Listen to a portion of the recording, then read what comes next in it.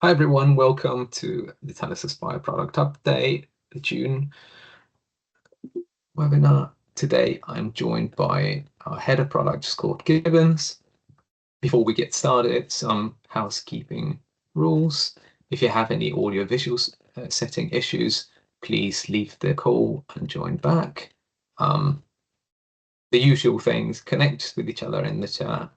If you have any questions, please pop them in the Q&A box and then we'll read them at the end. And this session is being recorded and will be sent to you after the webinar. So over to the agenda. So we'll start looking at some recently completed updates. Then we'll have a look at what's coming next. And I'll share when the next update is, and then we'll go over your questions. With that said, over to Scott. Great. Thank you, everybody. Just going to have a quick look at some of the recently completed items. And just before we talk about that in detail, got some changes to the Talis product team. So Georgia has left Talis at the end of May. She'd been at Talis nearly 4 years, and she started there as a junior product manager after being a primary school teacher.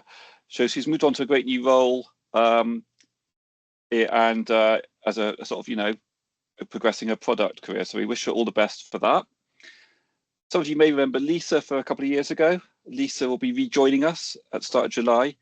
She was with us for a year as a 1-year fixed term as a junior product manager. That's her first product role. And she's been working on a product for a medical company for the last couple of years. And we're looking forward to her rejoining us at the beginning of July.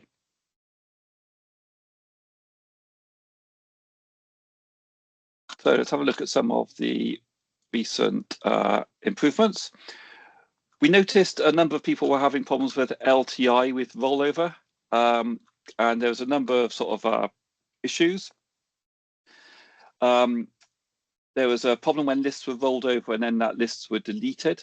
As the rollover with LTI moved you to the next version of the list, and that list was deleted, you were getting a dead end. So we fixed that issue.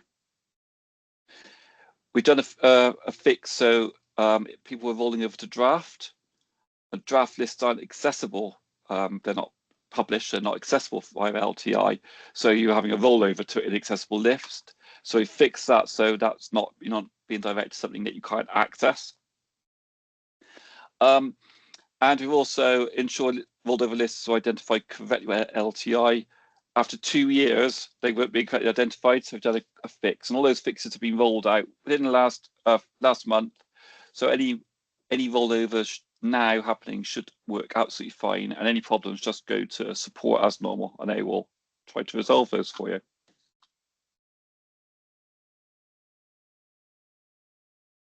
So what's coming up? Well, we're doing some work on edit list items. Now at the moment, if you're on a new bookmarking flow, you will see our new edit screen. So it takes it into a slightly different edit screen. If you go to bookmarking, and you click on edit, you get a slightly different screen than you get when you're editing a item that's already been in the list for a while. This is just due to technicalities of implementing new edit screen on old items that may not, when you click on edit, something strange may have happened. So we had to make sure that was all nailed down.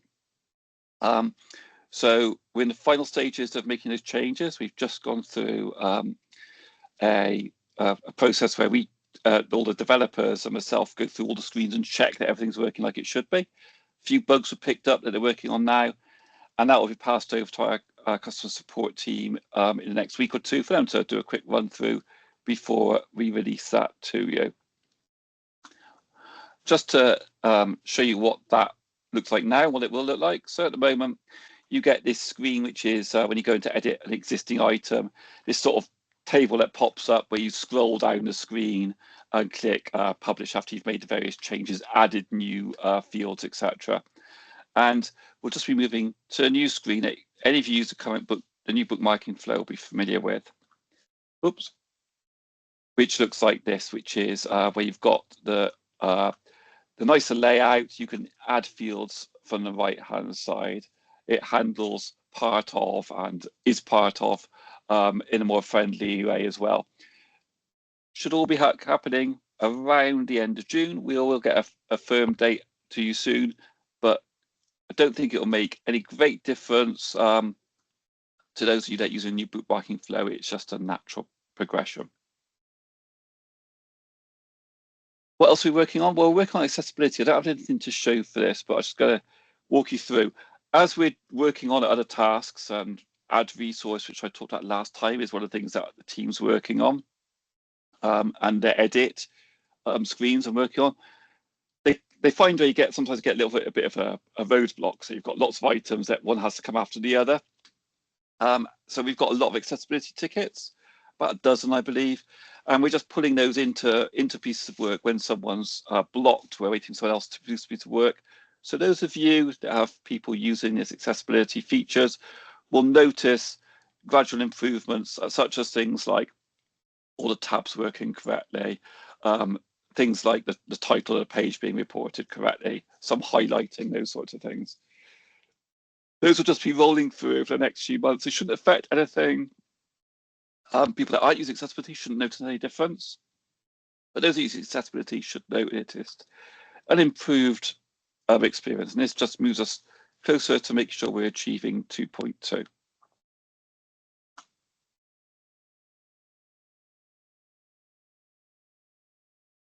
So we've been thinking about what we want for 2026, 2027. We've been speaking to you guys and getting a lot of feedback from our sales team as well.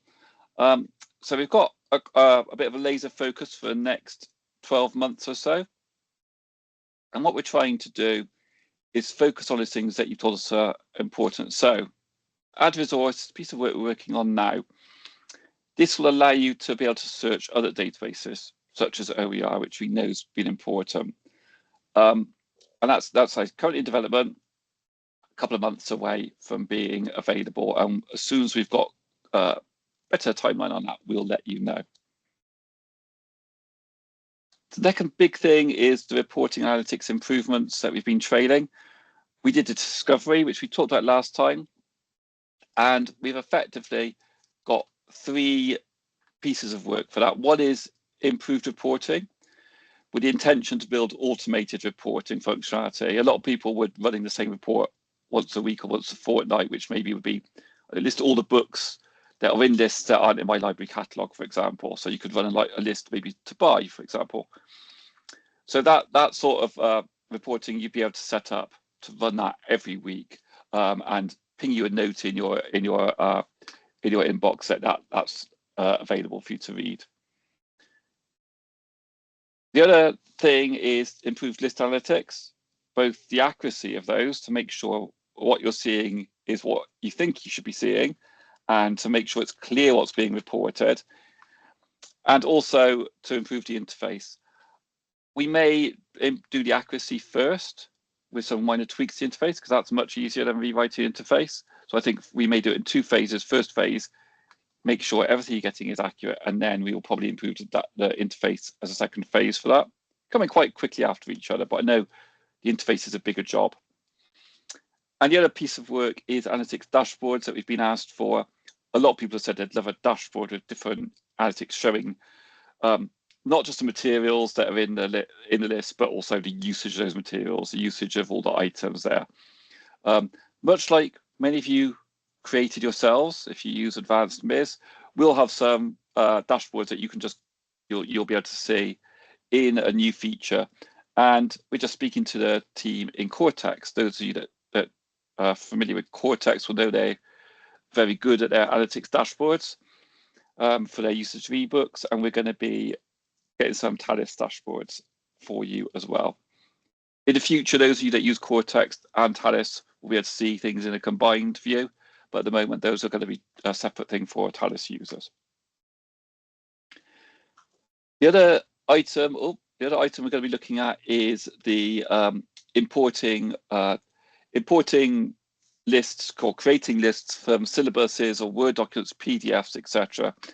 We know a lot of people use tools to create the modules where you have to, in-house tool maybe where you have to create all these syllabuses, you have to put all the readings, etc. And then you have to go and put the same information into Talis.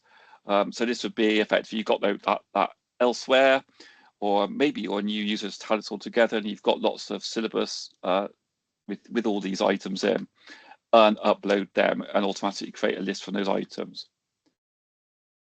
Probably future iteration with that would be you haven't got any items, but you've got a full description of the syllabus. So you can imagine where in the future that might give you some suggested items. We're quite careful with that sort of thing because we know about AI and hallucinations. So we don't want to be giving you any sort of false information there. So, but the first part will simply grab your list with your items in, create a list out of them, and link them to any library resources. So it'll link in your discovery system, your library system, to check if those resources are available, and if they are, it will link into them. The other thing that we'll be doing is ongoing improvement tickets. I know many of you put ideas in the ideas log, and we do try and tell you what's going on with those. Sometimes it's just slightly cryptic. We're putting them in the backlog. That usually means when we get around to the theme it's in, so if it's something like in reviews, when we get around to reviews, we'll have a lot of tickets. They're all in buckets in the backlog. If you can imagine, one for reviews, one for DC, TADC, and all these other things. So if it says it's in a backlog, it means that we're going to do it, but it'll be considered later as part of a bigger theme of work. But also, sometimes we'll try and give suggestions on ways to work around things. And sometimes those tickets will get picked up and worked on. So we will be doing ongoing improvement tickets as well throughout the next 12 to 18 months. All these things, timelines, etc., a little bit hazy at the moment. They will be firmed up. And one of Lisa's first tasks when she comes will be making sure the roadmap's a bit clearer and a bit more firmed up. There's lots of negotiations going on. But AdResource is on development and should be with you within the next two months.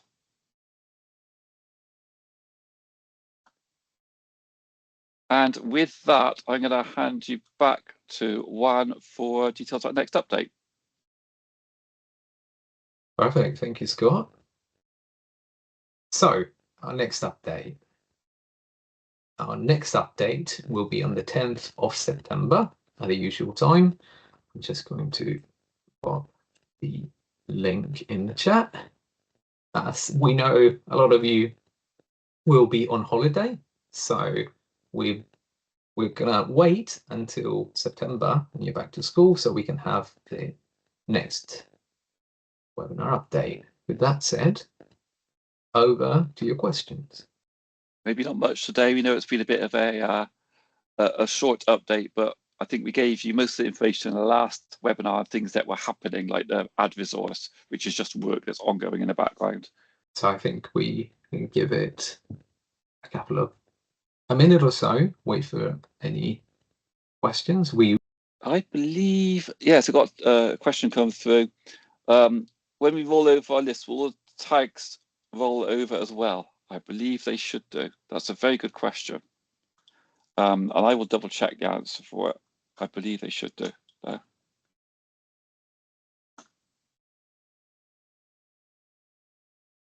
We'll come back with an answer for that when we send everything out. I'll make sure one's got an answer that you can send out.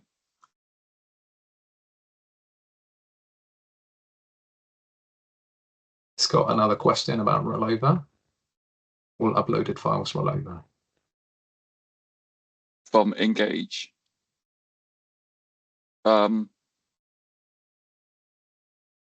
Again, I don't know. I don't think they do on Engage, but I will double check for you. Both of those I will ask. Rollover's not my specialty area, so I will check on those.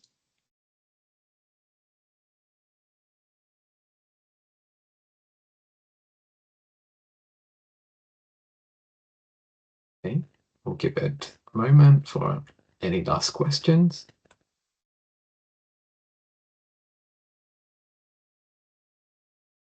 Okay, I don't think we're getting any additional questions, so thank you from me, Juan Organ. Thank you from Scott.